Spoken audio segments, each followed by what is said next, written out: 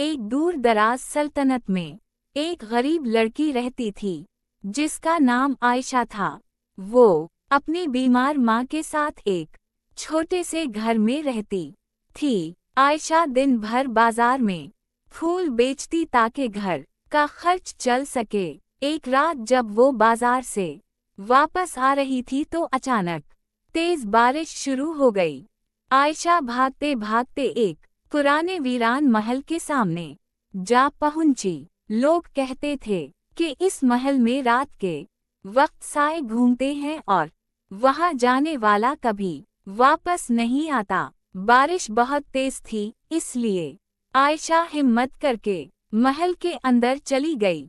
महल अंधेरे में डूबा हुआ था। टूटी हुई दीवारें, पुरानी तस्वीरें और अजीब सरगोशियां हर तरफ सुनाई दे रही थीं। अचानक आयशा की नजर एक कमरे में पड़ी जहां एक सुनहरी संदूक रखा था। संदूक के ऊपर धूल से ढका एक खूबसूरत सोने का हार रखा था।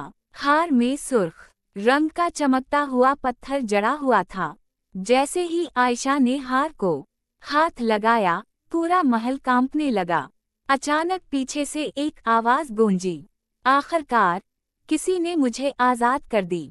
आयशा खौफ से पलटी तो उसने देखा कि एक लंबा स्याह लिबास पहने आदमी अंधेरे से बाहर आ रहा था। उसकी आंखें आग की तरह सुर्ख थीं। मैं इस महल का कैदी हूँ, उसने कहा, और वो हार मेरी ताकत की चाबी है।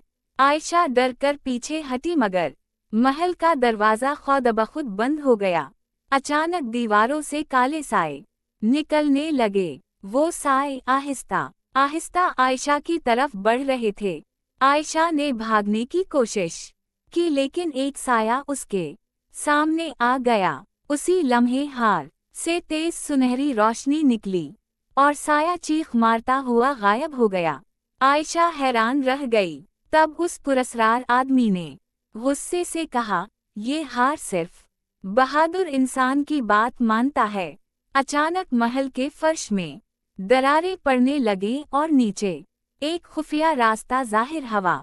आयशा मजबूरा उस रास्ते में उतर गई। नीचे एक खौफनाक जेर जमीन दुनिया थी जहां हर तरफ पत्थर के मुजस्समे खड़े थे। अचानक आयशा को एहसास हुआ कि ये मुजस्समे असल इंसान थे जिन्हें किसी जादू ने पत्थर बना दिया था। दूर एक बहुत बड़ा दरवाजा था जिस पर लिखा था, जो लालच करेगा हमेशा के लिए साया बिन जाएगा। जैसे ही आयशा दरवाजे के करीब पहुंची, सियाह लिबास वाला आदमी दोबारा जाहिर हो गया। हार मुझे दे दो, उसने चीखते हुए कहा। लेकिन आयशा समझ चुकी थी कि वो आदमी दरअसल एक जालिम जादूगर था जिसने इस महल पर कब्जा किया था। जादूगर ने हमला किया तो हार से जबरदस्त रोशनी निकली।